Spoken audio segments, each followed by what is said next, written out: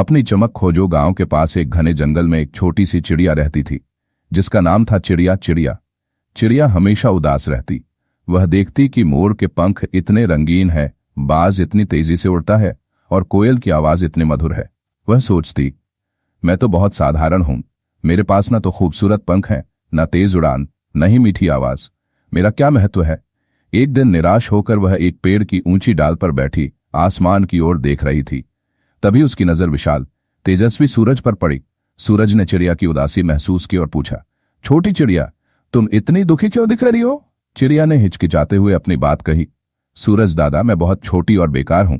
मुझ में कोई खास बात नहीं है। सबके पास कोई ना कोई खूबी है, सिवा मेरे। सूरज मुस्कुराया। उसकी किरणें और भी नरम हो गईं। उसने कहा, चिड़िया, तुम गलत सोच रही हो। क्या तुमने कभी ध्यान दिया है कि जब तुम सुबह सुबह चहचहाना शुरू करती हो तो क्या होता है। चिड़िया ने सोचा, हाँ, मैं तो बस आदतन चहचहा देती हूं। सूरज बोला, तुम्हारी साधारण सी चहचहाहट ही तो पूरे जंगल को जगाती है। तुम्हारी आवाज सुनकर फूल खिलते हैं, पत्तियों पर ओस चमकती है और दुनिया एक नई सुबह का स्वागत करती है।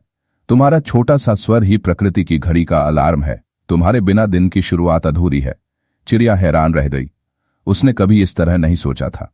सूरज ने आगे कहा, हर प्राणी की अपनी विशेषता होती है।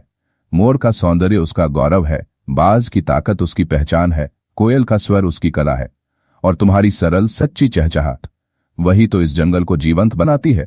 तुम जो हो वही बनो। अपनी छोटी सी आवाज में छिपी बड़ी खुशी को पहचानो।